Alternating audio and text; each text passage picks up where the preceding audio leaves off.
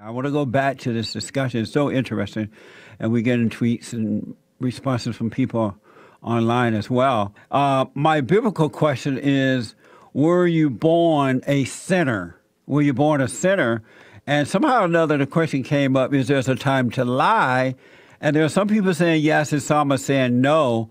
I want to go back to Bette. Hey, Bette. Hi. Hi. Thank you for calling. Let me ask, are you a Christian? Yes, I am. Were you born a sinner? I excuse me. I believe that we have the sin nature, because of the Adam and Eve sinning. But give me a yes or no first. Were you born a sinner? You mean a sinner, one who commits sins? Were you born a sinner? Well, you have to tell me what what you mean by a sinner. That's someone who commits sins. At the moment of birth, I'm not committing any sin, but I have a sin nature because. But give me a yes or no first. Were you born a sinner? No. Okay. And so are you a sinner? No. You don't, not anymore, no. But at one time you used to sin? Yes, definitely, yes. But you sin no more? Yes. And how did you become a sinner? By disobeying God. How did you disobey God? Oh, my goodness. A lot of ways. I did as I pleased. I did anything I pleased whenever I wanted to. And a lot of it was against the love of God, the obedience to God. What caused you to disobey God? Because I wanted to do what I wanted to do. And the reason that I called was that I think you might be playing God when you say you should lie to protect your child, or when the Nazis were looking for Anne Frank and she was hiding in the attic, and they lied and said she's not there, because who are we to say who lives or dies? It's God who says who lives or dies. So you think that they should have turned... that's like... Pardon me? You think they should have turned Anne Frank in? I think... if you're going to be disobedient to God and not play God like your God, you're not going to lie. So Bette, if you had a... even if it's your own child, it sounds... But see, that's like you're using the world's values. Isn't it playing God to say who gets to live or die? You're saying that you're going to lie so that you save your son if he's being hunted by the Allah Akbar. Yeah, that's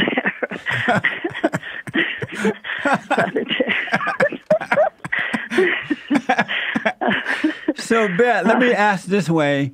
So let's say you had a son and your son's name was Harry. That's a white name. And my son's name is William. I do have a son. And let's say that one day William is walking home, down the road, walking home, and all of a sudden Allah Akbar shows up and starts chasing him with a machete. And William make it home. He knocks on the door. Mother, Allah Akbar is chasing me. He's trying to kill me. And let me in. You let him in. He said, I'm going to hide. When they knock on the door, say, I'm not here.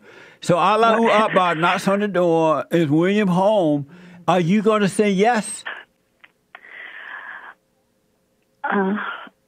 If I want to obey God, I cannot lie. So are you going to say yes to Allah Akbar? If I want to save my son, it's the same thing as women having abortions. They rationalize it's okay to have an abortion. Ben, I want this question. Inconvenient for the. I want this question answered first. Are you going to say yes to Allah Akbar? William is in there hiding under the bed.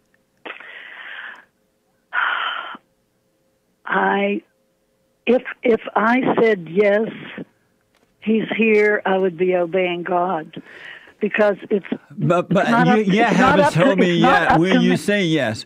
When you say yes to Allah, William is hiding under the bed. I probably would disobey God and lie. I thought so. But it's a disobedience to God to do that, because I am not God. It's like idolatry to play God, to say who is going to live and who's going to die. Maybe that's the path of my son, to be killed by the terrorists. By Allahu Akbar?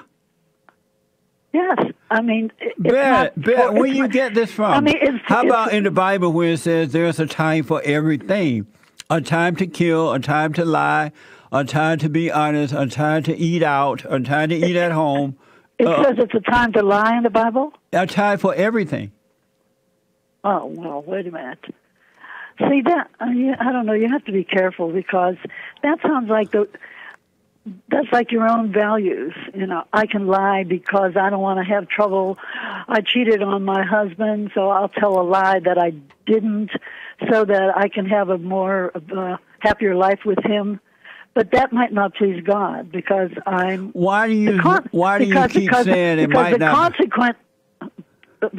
Because we are to obey. We're to obey God. But God said God there's a time for everything. But doesn't He say don't lie? I don't know if it says, well, in the 10th commandment it says don't lie, but not the way you think that it means. Because Hold that on, analogy. I just want to clear up the lie thing first. You said that you probably would lie if somebody tried to kill William. You would say he's not here, right? Yeah, I probably would disobey and lie.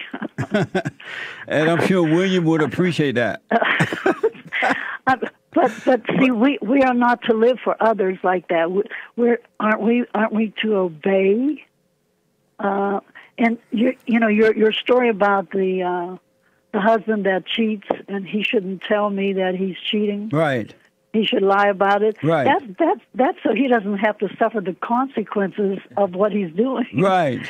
But I don't think that. I think we need to suffer consequences when we do wrong. But Bette, why not? If your husband goes out and he not accidentally, but he meet a beautiful blonde woman with blue eyes who just came from the gym, and they smoked the joint because marijuana is legal. They're sitting on top of him,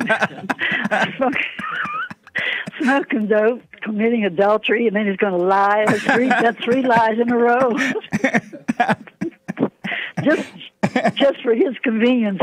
So he'll keep me deceived and keep me loving him, because he don't want to suffer the consequences of his doing wrong. But how about if he knows in his heart that he's not going to do it again? He realized, I'm wrong. I would never do that again. And why should he come home and tell you if you should ask? Because the only thing that's going to do is make you judge him, and now the marriage is over. Whereas if he just know in his heart that he is not going to do it again because it's wrong, he cannot do it again and save his marriage. Because once he tell you, you're never going to trust him again. That's not necessarily true. But isn't it better never to do it again? I could forgive him and trust him. Maybe. No, women don't forgive. I doubt it. I think it would be very hard. Yeah, women. But so you agree with me that women don't forgive, right? Well, if I want to please God, I have to forgive others, don't I? No, but you're not going to forgive your husband. You might forgive others.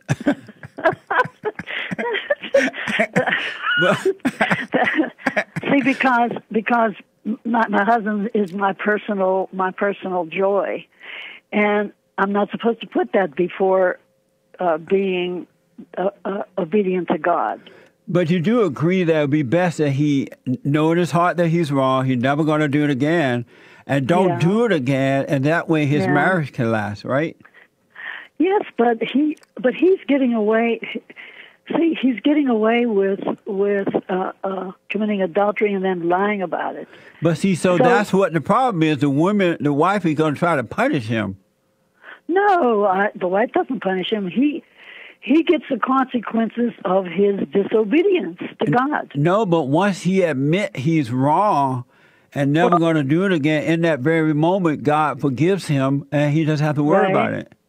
Right. That's right. But if he told his wife is never going to forgive and never forget. But if she's obedient, she will forgive him. But she's not. When the last time you seen an obedient wife? I know what you mean. Especially, I read your article about Oprah Winfrey. if Oprah Winfrey runs for president, we're in trouble. Can you imagine that? I tell my white friends, we better go live in caves. We have to go live in caves. That's right.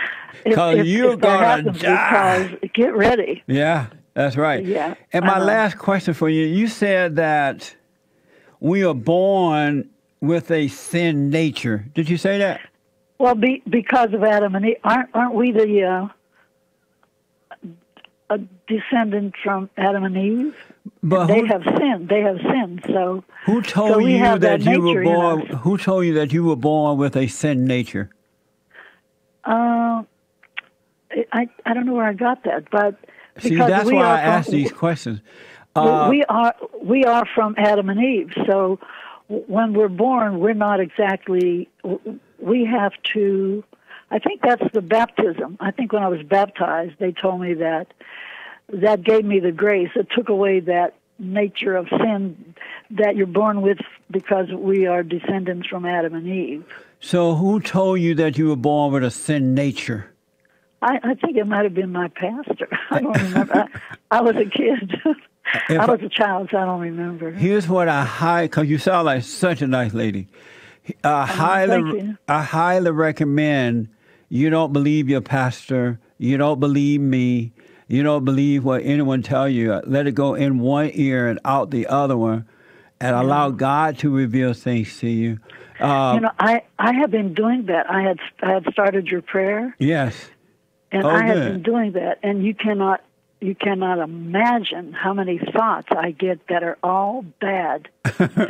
When I say bad, I mean they're detrimental to me. Yes, I know what you mean. And you didn't know that prior to the prayer, right? Yeah, and I just say, no, Jesse says that's just the devil talking to me. And I believe that. Yes. I can tell, I can feel that that's true. Yes. It's not coming from God. That's right. And it had me stressed and worried, and and now I have a certain peace. I haven't even been doing it that long. But wow. I do have a certain peace about it, and yeah. I'm outdone. You've just made my day. You have done a great thing giving that prayer out, because I just have it on my iPad, and I play it at night. Wow, the angels in heaven are dancing. They're rejoicing over your freedom. Oh, that's so beautiful. So stay with it, Bette. Stay with the silent prayer. And just remember, every thought you get is a lie. The one that tell you is good and the one that tell you is bad, they're all lies. And you will always operate from the revelation, the voiceless voice of God. Okay, thank you so much. I really appreciate your call. It was fun. Okay. Call me again. All right. Bye. Bye-bye. I had no idea she was doing a silent prayer. No wonder she's so sweet. Yeah. I'm done now. Church is over.